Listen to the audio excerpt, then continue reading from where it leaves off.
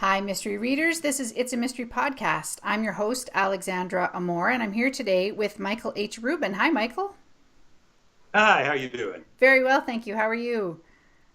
Excellent. Good, good. Well, let me give our listeners a little bit of an introduction to you. Michael H. Rubin is a former professional jazz pianist, and I have to say, you're the first jazz pianist I've had on the show, who has performed in Well, several states as well as in clubs in the New Orleans French Quarter. He's also a former radio and television announcer, a nationally known speaker, and a humorist who has given over 400 presentations throughout the country. He's also a full-time practicing attorney, as if he didn't have enough on his plate, who helps manage a law firm with offices from the West Coast to the Gulf Coast to the East Coast. His debut novel, The Cotton Crest Curse, won the IndieFab Book of the Year Gold Award as the best thriller and suspense novel published by a university or independent press.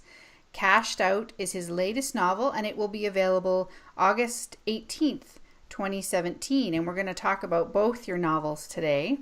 So, Michael, why don't we start by talking about this collaboration with your wife? So, on your website, you mentioned that the books have your name on them, but the work is actually a collaboration. So, tell us a bit about that.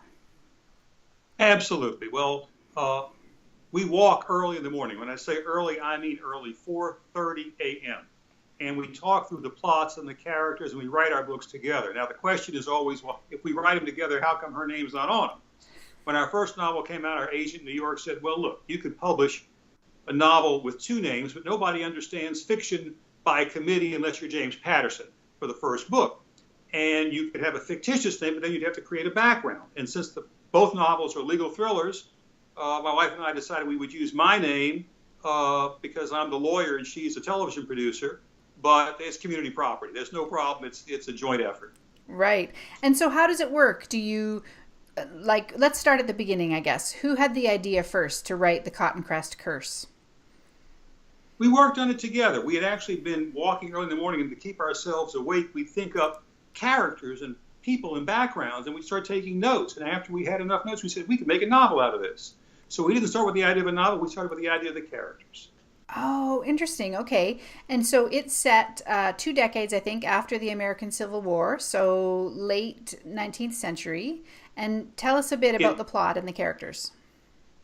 sure, in the Cotton Crest Curse, actually, it runs from the Civil War era to the Civil Rights era and on into the present. Hmm.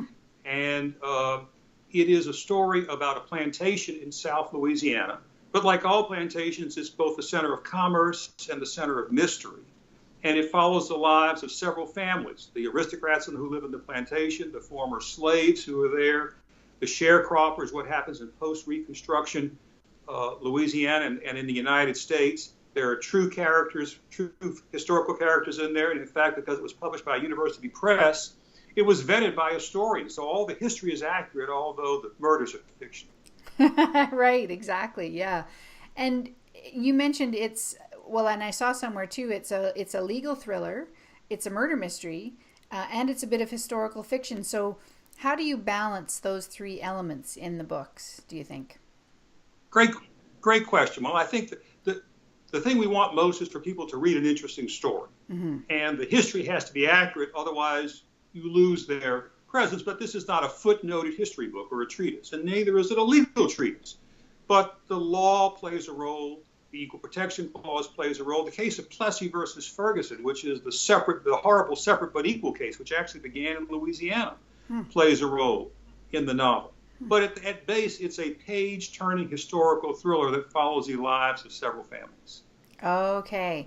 And when you say you and your wife walk early and you discuss plot and character and all those kinds of things, and then with such a busy life that you lead, how do you find time to do the actual writing? Well, I think all writers know, and everybody knows, that we all find times to do those things that we enjoy the most. If you like to watch baseball, you'll find time to go to a baseball game. And if you like football, you'll go to a football game. And if you like to write, you'll find time to write. So we find time to write. And when do you do that? Do you do that early in the morning after your walks or late in the evening? Whenever we can. We travel a lot because of my business, and so we do it in airports, we do it in hotel rooms, we do it early in the morning, late at night, whenever we can grab a few minutes. And we try to turn out a book about every 6 to 8 months. Oh, nice. And do I noticed on your website it mentioned that your focus is sort of on the legal parts of the plot and dramatic situations, and your wife focuses on characters and bringing the scenes to life and that kind of thing. So, do you have specific delineation about what each of you are doing, or is it more fluid? It's very fluid. I mean, what happens is when we begin writing the novel, we know the key characters, we know who they are and their motivations. We know the beginning, we know the middle, and we know the end. But we don't know any of the connecting parts. We don't plot it out in great detail. So we know generally what it is. And I think of this kind of like jazz. When you play a jazz song that everybody knows, you have a melody and you have a chord structure.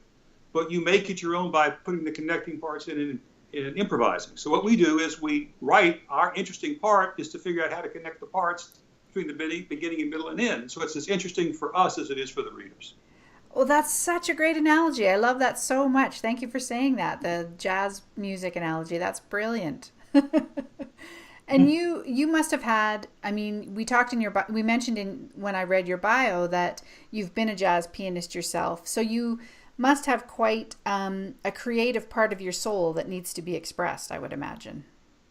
Well, I think everybody has a way to have creativity in some fashion or another, whether it's woodworking. Some people have creativity in making friends, and some people have creativity in how they can be happy. We find a way to make creative work in our novels. Mm-hmm. Right. And so you said that there were several families involved in the Cotton Crest Curse, and then I understand from the description on your website that some of the descendants of those people show up in the next book, which is coming out in August 2017, Cashed Out. So tell us a little bit about that and how they flow through. Well, Cashed Out is a contemporary legal thriller, and it stars a lawyer, but unlike every other legal novel where the lawyer defends somebody who he knows is innocent or a relative or a friend, in this case, his ex-wife asks him to defend her for a murder, and he says no. And every time he says no, something worse happens to him. So the key characters are related to those in the Cotton Crest Curse. You don't have to have read either book to understand the other. But there are descendants and there are relations. And what made our third book? Yeah. We have a third book out that's at the publishers right now, and it also deals with some of those same descendants. Okay. Yeah, and I think you called it the Bayou Trilogy. Is that right? Bayou Thrillers. Yeah. Bayou Thrillers. Bayou Thrillers. Because they're all set in Louisiana. They don't have a single character who's the same, but they all have a milieu, which is South Louisiana, whether it's 1800s or the present, which people find mysterious and unusual, and it is. Mm-hmm. Yes, right, exactly.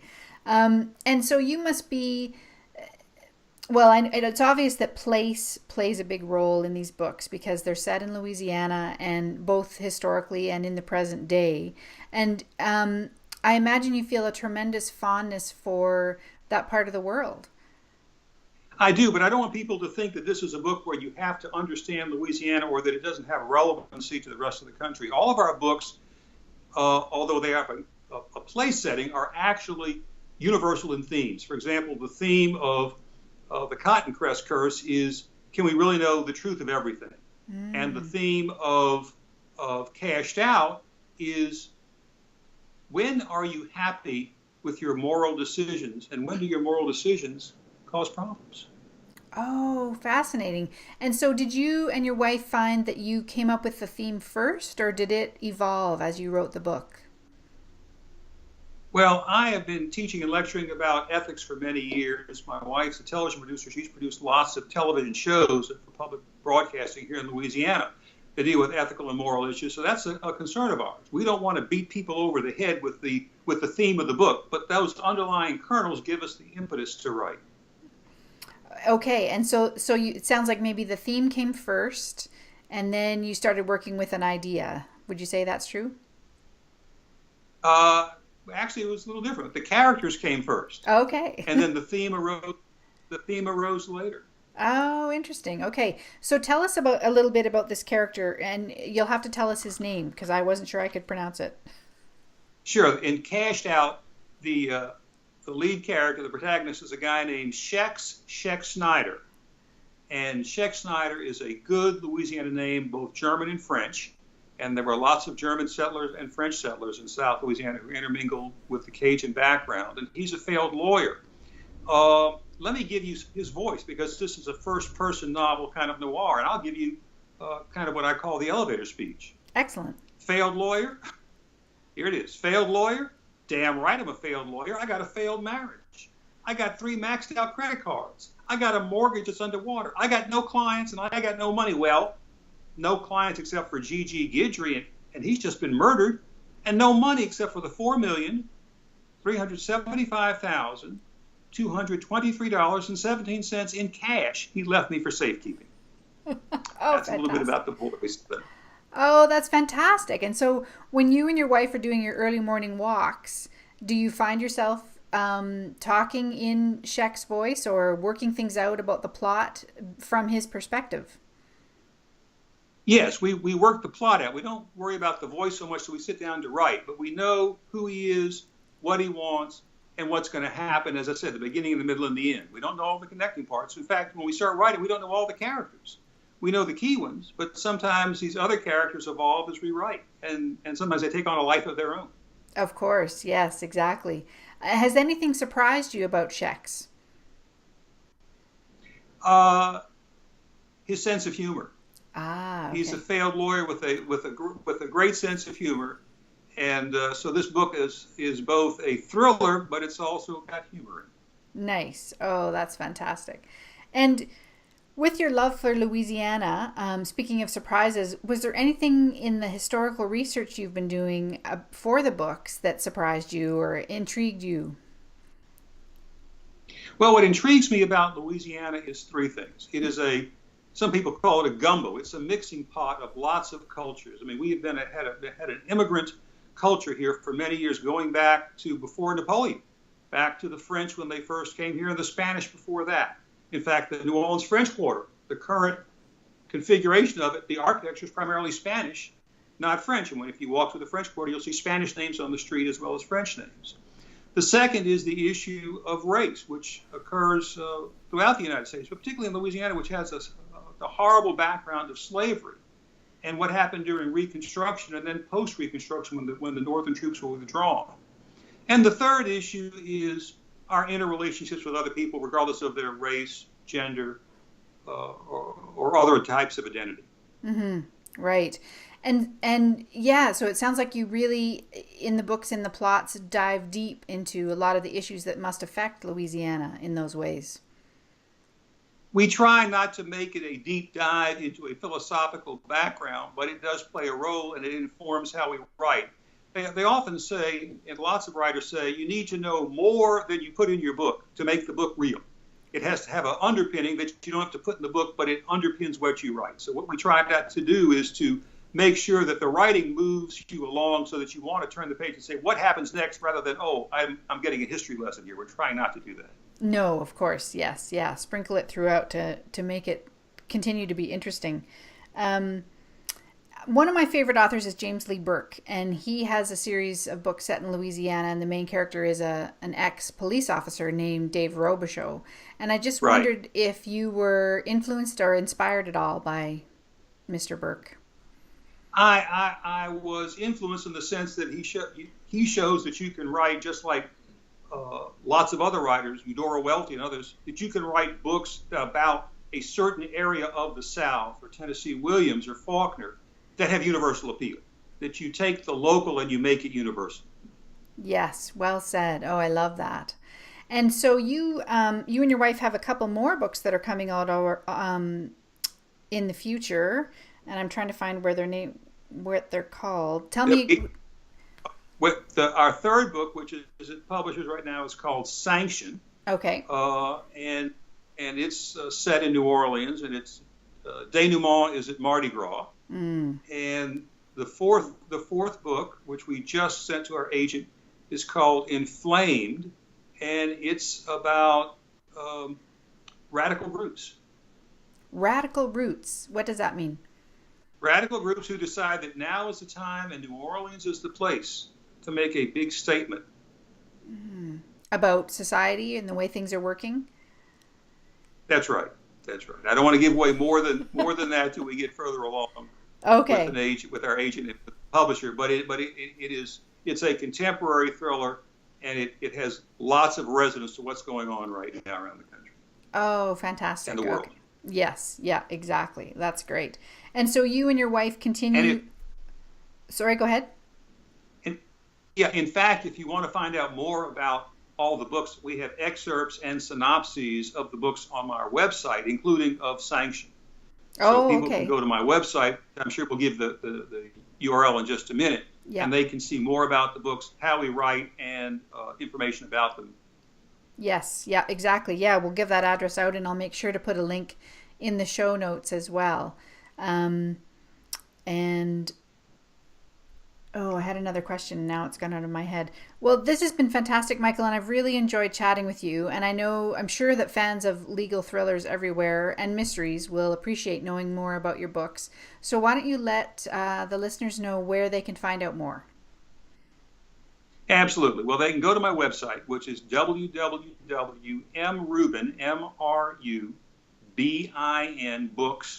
www.mrubin.com. They can follow me on Twitter at Michael H. Rubin, or on Facebook at Michael H. Rubin, or on Goodreads. I'm on all of those platforms. You can get my books at any independent bookseller or any of the major booksellers. The Cotton Crest Curse is on Amazon and Kindle, and it's on Barnes & Noble and Nook, and a German edition came out last year, so it's available in Europe, or if you want to buy a German edition, you can buy it online. Nice. And Cashed Out will be on Amazon and Barnes & Noble, Kindle, and Nook. And there's also an audiobook of The Cotton Crest Curse. Oh, So fantastic. we Yeah. have an audiobook out shortly out of Cashed Out. So Oh, all formed. excellent. Oh, that's the way to do it. That's awesome. Well, thank you once again, and I really appreciate chatting with you. Thank you, and it's been a pleasure talking with you and your readers and listeners. Thanks so much, Michael. Take care. Bye bye. Bye.